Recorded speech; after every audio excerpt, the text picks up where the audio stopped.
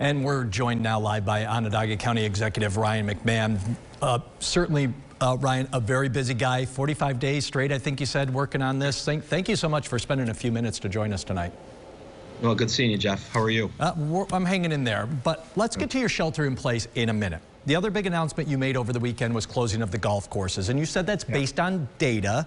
So what was the data telling you, and have you gotten any pushback? Because I heard from somebody in support of it, Guy Hart from Lakeshore Yacht and Country Club, but have you heard anybody pushing back against this, and what was your data saying?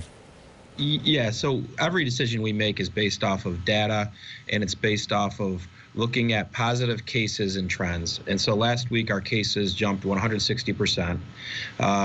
Dr. Gupta and her team did investigations. And what we saw for the first time in this process was that via the investigations, there was many cases that really did not need to happen. And a common denominator was social gatherings. We're not going to get specifics into each case, but people can maybe connect some dots. And what we talk about with social gatherings, but behavior that really wasn't necessary. And our job right now is the public health. So we went through a process. We got an executive order to the New York State Department of Health. They approved allowing us to temporarily shut down private and locally, publicly owned golf courses in Onondaga County. Green Lakes is a state-run park. They did not approve that.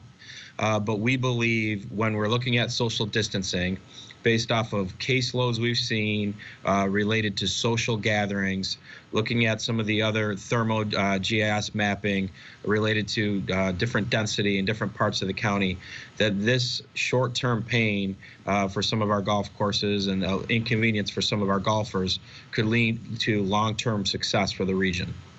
You asked the state about Green Lakes, and they said no. Why do you think that was? What was the reason they gave you? I think that's just it's a state-owned property, and I think they are going to deem for themselves if they're going to shut down any state-owned parks or state-owned properties. So shelter in place goes into effect tomorrow. You talked about it the past couple of days, yesterday, today. How critical are these next couple of weeks to follow this shelter in place based on your birth year, even odd? Yeah, we're really looking for the community to rally, and we've seen those social data mapping via cell phones go in the wrong direction. We were graded as a B a week ago. Now we're graded a C-. I think people have gotten a little too comfortable with living with COVID-19. Our cases went up. We've seen a little drop in our positive cases, so we think now is a perfect opportunity to double down on social distancing. We know if we can get to a 50% social distancing rate, our curve in almost every algorithm we've seen flattens out and goes in the right direction. And as soon as that happens, we'll be able to make a strong case to our state and federal partners that it's time to start moving forward and reopening our economy and getting back to what normal used to be.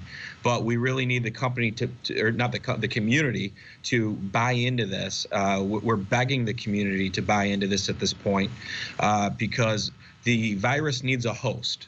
And without a host, the virus dies. So how do we starve the virus? We stay away from each other. And that's really what we need from everybody at this point. Seems like it's been years, but it's actually only 3 weeks to the day since we got our first COVID-19 cases. People are getting antsy out there. What do you say to people who go, I just need to drop by work to check the mail, or I just have a couple people in the non-essential office today, or maybe a small dinner with a couple of friends? Yeah, look, this is common sense at this point. Nobody's getting this because they want to get COVID-19. They're well-intentioned people who are doing well-intentioned things and getting sick. And right now we've seen cases where well-intentioned people went to work when they were sick, and which creates many unnecessary quarantines and other positive cases. So we need everybody to hunker down. I know it's a Holy Week. Many of us would love to spend the time with family. In my household, it's going to be me, my wife, and my kids. And we would suggest that everyone else does the same thing. And certainly, if it's not necessary, let's put this in perspective. We have 17 people in the hospital fighting for their life. Last week, 4 people died. And these families can't mourn in what is a proper and traditional way because of this virus. For us to put on halt a couple things or change our consumer behavior for a couple more weeks to really dive into this, I don't think is a huge sacrifice to make, and it's a necessary sacrifice. I'm pleading with everybody to buy into this. Let's starve this virus for the next 2 weeks so we can get our lives back. There you have it. I don't think you could say it much better than that. Ryan McMahon, Onondaga County Executive, thank you so much for squeezing us in your busy day. Thanks, Jeff. I appreciate it. Yep.